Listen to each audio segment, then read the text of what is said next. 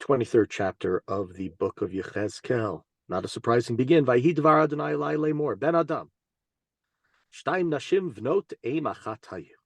So God says there once were two women, two sisters. Batiznena v'mitzrayim b'neureihen zanu shama moachu shtehen v'sham isui dadei bitulehen. They played the prostitute in Egypt while they were young. They had their breasts squeezed and their nipples were handed. Ushmotan ohala hagdola, the ohaliva achota, vatienali, vateladna banim uvanot, ushmotan shomron ohala, Yerushalayim ohaliva. And their names were Ohala and Ohaliva. One, they became mine. They had sons, they had daughters, meaning God says, I took them under my wing.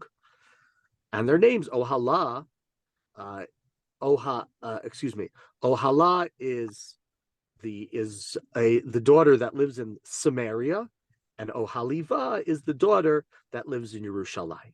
If you're familiar with these words, Ohala and Ohaliva, this chapter in Yechezkel was used by Shlomo ibn Gabiro, I don't remember, one of the great Payatanim who wrote a eulogy, the Kina, a lament, I should say, that is said on Tisha B'Av, using these two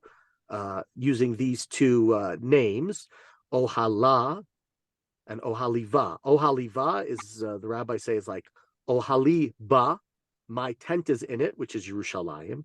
Ohala is their tent. I'm not in them. That's in Shomron. That's where Yeravam ben Nevat. That's where Achav was. That's where all the idolatry was. So these are the two kingdoms who originally were in Egypt, adopted by God, brought to Israel, and then they, what happens with them in Israel?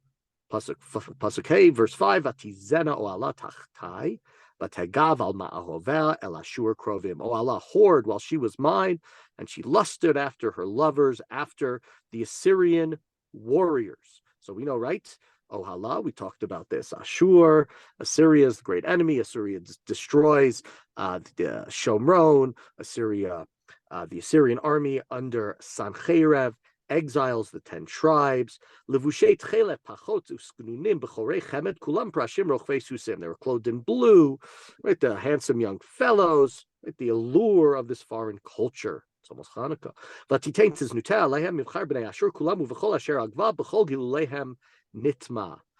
They showed them favors, and Ohala was defiled. She did not give up the whoring, right? So the idea of the whoring here is, of course, as we've talked many times, idolatry, like adultery, it's cheating on God. It started in Egypt and it continued now. And some pretty graphic imagery as to what was done in this adultery against God. Just interesting to think about, because we know the phrase in English, to fool me once, shame on you, fool me twice, shame on me. So shouldn't God to a certain extent be saying, like, shame on me? Why did I, you already did this in Egypt. Why am I allowing this to continue? So she wanted to be with the Assyrians. So, oh Allah, go with the Assyrians, which of course exiled her.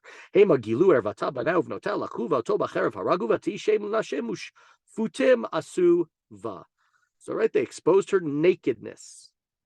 They seized her sons, her daughters, put them to the sword, and because of the punishment, she became an embarrassment. What we've talked about different times, as Yechezkel says, is going to happen to the name of Yerushalayim. We talked about Yirmiyah. Here he refers back to it being the case for the northern kingdom. Sister Aliva saw this. So the Davidic dynasty, Jerusalem, yet her lusting was more depraved than her sisters, and her whoring more debased. We don't see that this is necessarily the case based upon evidence from Scripture, other than maybe during the time of Menashe, but we've had a number of times in the last couple of books, both in Yirmiyah and this book, we're talking about how the tribe of Yehuda is worse. The Davidic dynasty is worse because they saw what happened to the northern kingdom, and they should have learned better. We're in verse 12. She lustered after the Assyrians, all these beautiful, beautiful men, as Jerusalem and Sumerian kingdoms here are personified as women. And I saw how she had defiled herself, both of them. But she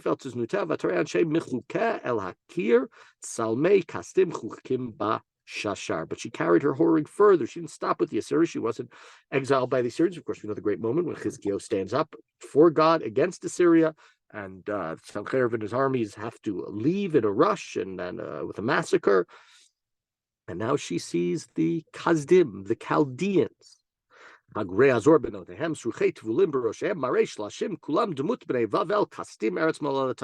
She sees them, and again, beautiful turbans and heads and beautiful clothing.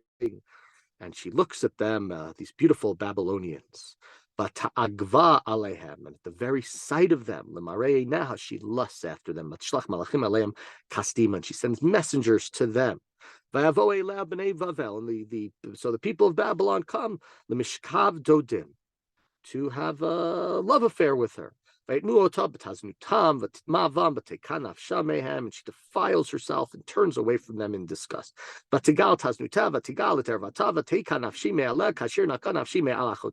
She flaunts her nakedness, her prostitution, and I turn away from her.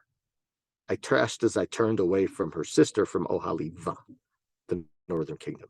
But this is the way she was in Egypt in her youth, and now she continues. She lusted for concubines, asher bisar chamorim bisaram v'zirmatsu sim zirmatam, whose private parts are like those of donkeys and whose organs were like those of stallions. There's a piece in the Talmud based upon this, if I believe correctly, unless I'm thinking of the wrong piece, that talks about sleeping with a Gentile, and the comparison to it being like bestiality, and was used, well, it's not supposed to be understood literally, and was used by anti-Semites, Christians in the Middle Ages to talk about how terrible the Jewish people are, that this is how they compare the Gentiles. If you sleep with a Gentile, it's like you're sleeping with a wild animal. If I'm correct, it's from this verse. It could be from other verses. Continuing verse 21,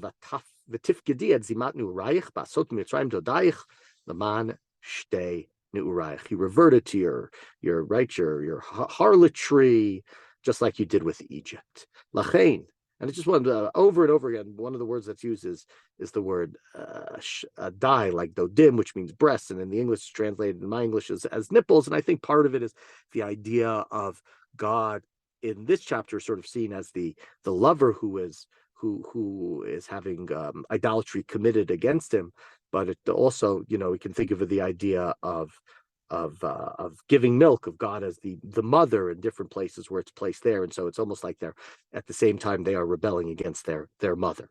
Continuing verse 22, Lachain o aliva ko amar Adonai Elohim inni me'ir et ma'avayich alayich et asher nak'a nafshech me'em v'advitim elayich misaviv. So it says to the kingdom of Yerushalayim, God says, I'm going to get your lovers who you've turned to, and they're going to come, and they're going to destroy you. Bnei Vavel v'chol kastim b'kod v'shoa v'koa kol bnei Ashura otam bachurei chemed pachot uskunim kulam shalishim ukurim rochvei susim kulam. So the Babylonians, the Chaldeans, people of all these different places, Pakod and Shoa and Koa, all the Assyrians, all of them, these handsome young men who look beautiful when they're sitting on their horses, huvo alayich, and they're going to come to you. Hotz and rechav v'gagal v'kala min tzino magain v'kova yasimu alayich saviv v'natati v'nei mishpat ushfatuch b'mishpateim, and they will attack you with their chariots. They're sitting on their swords with their beautiful helmets, and they will inflict punishment. V'natati kinati bach, and God says here, as we've seen many times, I will direct my revenge, my vengeance against you. It will be done with fury. They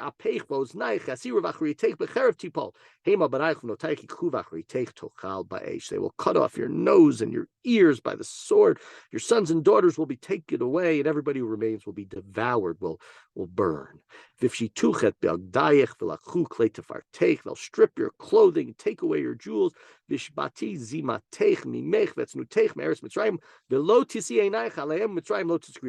put an end to your whoring that began in the land of Egypt. It won't be remembered anymore. We're in verse 28. Hineni note nach biad asher sanait, biad asher nak'a nafshech mehen. God says, I'm going to deliver you into the hands of those who hate you, to those who turn against you. Vasu otach bisin'ah, and they'll treat you with contempt.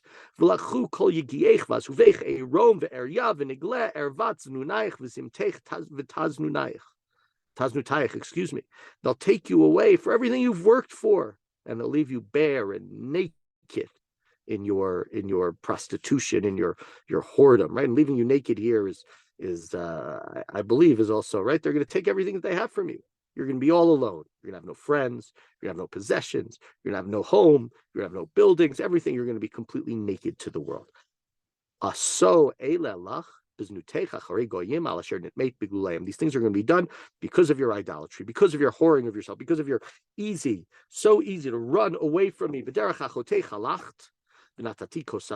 walked in your sister's path, and therefore I will put her cup, a cup that probably referred to it back in the book of Yirmiyahu, kos chamati, the cup of God's wrath, in your hand. 32. Pasuk lamed bet kol amar Adonai Elohim kos achotech tishti ha'amuka v'harchava. God says you will drink your sister's cup deep and wide, and it will cause derision and scorn. Again, your reputation is going to be one that is going to be laughed at, a joke, a horror. Shikaron v'yagon timlei. You'll be filled with drunkenness and anguish. The cup of desolation, right? The complete destruction, the same as your sister, the Shomron.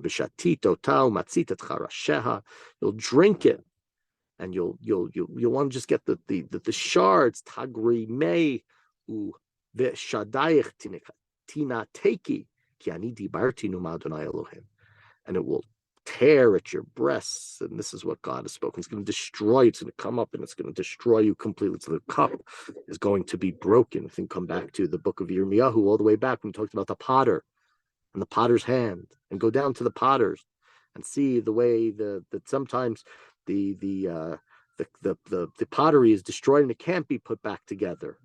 And that discussion that God has with Yirmiyahu there, indicating whether or not Jewish people will recover, whether or not they can be put back together. Lachen kol amar Adonai Elohim yan shachacht oti vatashlichi oti acharei gavech v'gamat sei zimatech ve'et haznu tayich. So God says, because you've thrown me to the side, you turned your back against me, you will suffer for your znut.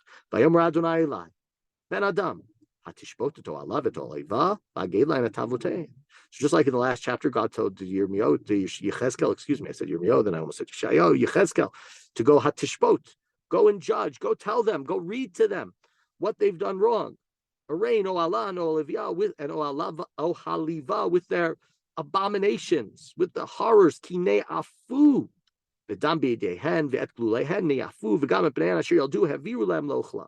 they have committed adultery, and they have killed, and they have offered to them as food their children, something that we've seen in different places, right? They're putting your children, giving your children to idols, killing your children was some of the ways that it was done in fire. Two of the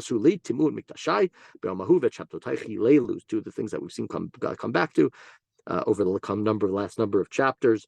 They defiled my sanctuary. They profaned the Shabbat. And when they slaughtered their children, to their idols, to their fetishes, and then they came to my sanctuary to desecrate it. That is what they did in my house. Now, I think if you would go to God's house after sacrificing your child, even if you didn't do anything to go and to purposely defile God's house, just your presence would be a defilement.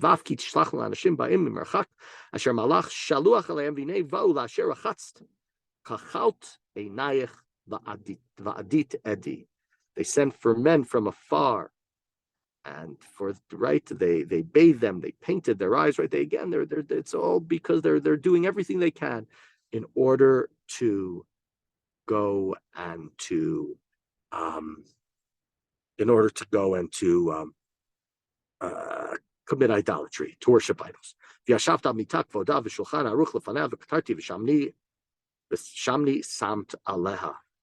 on a beautiful couch with beautiful table, and it had oil and incense and all these beautiful things. For kol hamon shaleva, and the noise of a relaxed people, shalva, was there.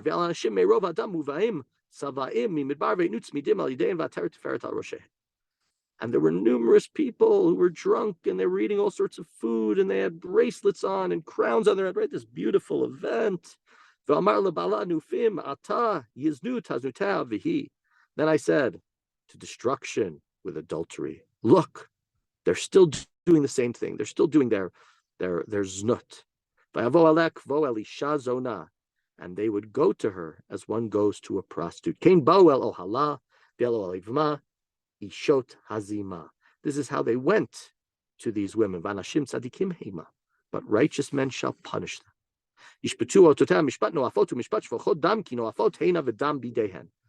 Right? They will be punished for their adultery, for their bloodshed, for the adultery, and the blood that's out in their hands. God says, I will gather together a group against them, and they will become the object of horror. Evidence, right? They will be pelted with stones. It's the words that are described in the book of Dvarim for the way you would go and stone people who were given the death penalty. Right? Destruction, killing their sons, their daughters. And finally, that way, God says, I will get rid of devastation and horror and sin from the land.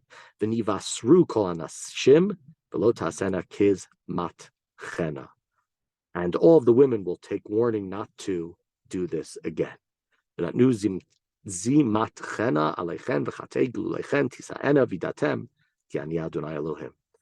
And they will be punished, and they will suffer, and you will know that I am God. So here we go back at the end to the idea that knowing God not from happy, but from destruction.